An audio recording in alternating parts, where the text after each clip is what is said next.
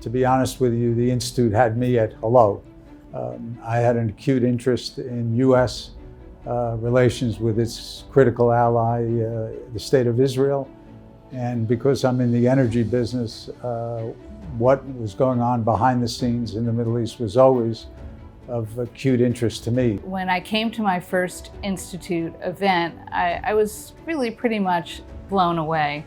And the more I learned about the Institute, particularly about its key principles, that it is nonpartisan, that it believes in deep engagement in the region, that we weren't going to be walking away, and that it really saw Israel as a key ally to be in that relationship to be strengthened, and that we look for moderates in the region.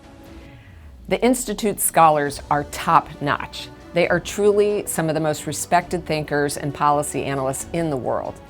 Leaders like Rob Satloff, Dennis Ross, David McCoskey, Kate Bauer, and others are not only analyzing, but actively informing and shaping U.S. policy on Israel, Israeli-Palestinian peace, and regional stability and normalization in the Middle East. And they're also wonderful, warm people.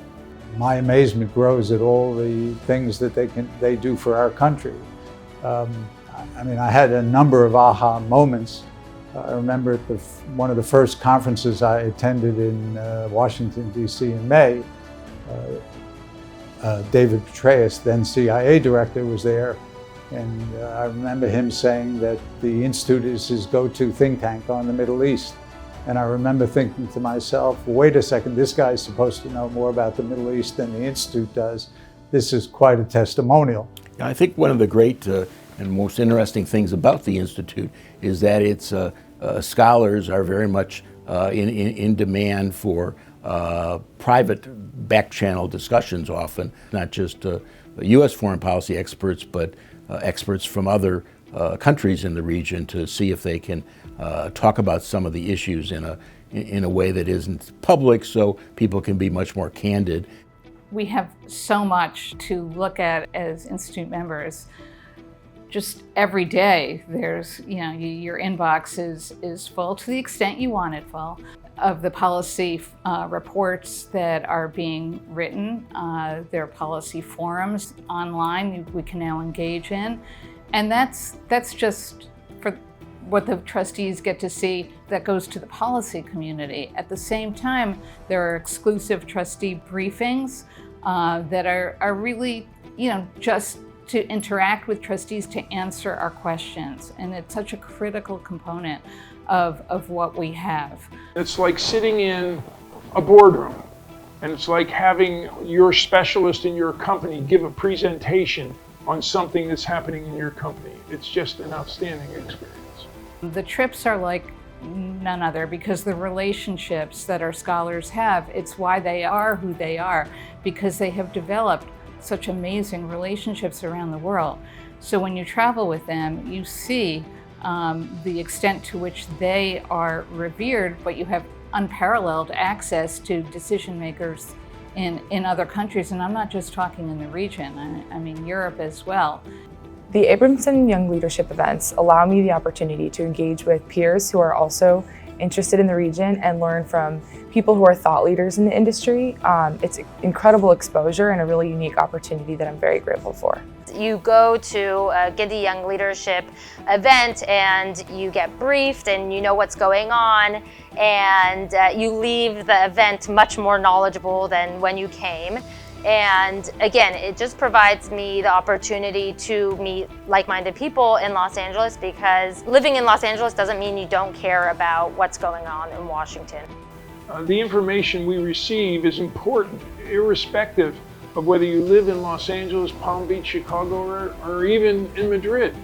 The information is timely, the information is pervasive. Sometimes it's more timely than we see in the newspapers or we see on CNN or Fox News or anywhere else. At a time when American politics are so polarized, it's refreshing and also vital that the Institute remains nonpartisan and objective. The Institute is unique as a place where experts and trustees of both parties can meet and work together for the best interests of the United States. And this approach also enables the Institute to support the forces of moderation and progress in our country and in the region.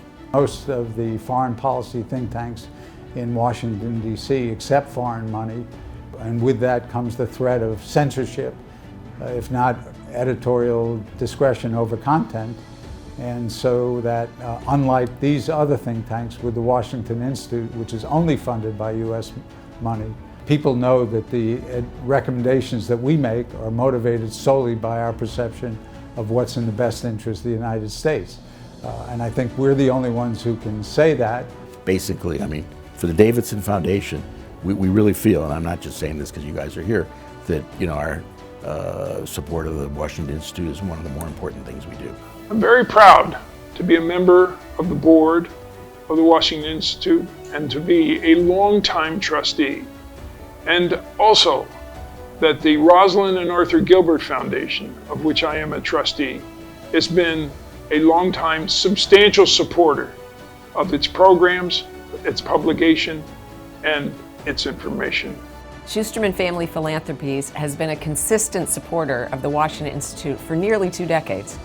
We believe the Washington Institute plays a critical role in advancing our shared priorities of strengthening the U.S.-Israel relationship and promoting peace and security for Israel and the Middle East. The Institute is an excellent partner, making real impact on U.S. policy. And then ultimately, I think it's really, for me, the most important motivation that supporting the Institute is something that I can do to help my country.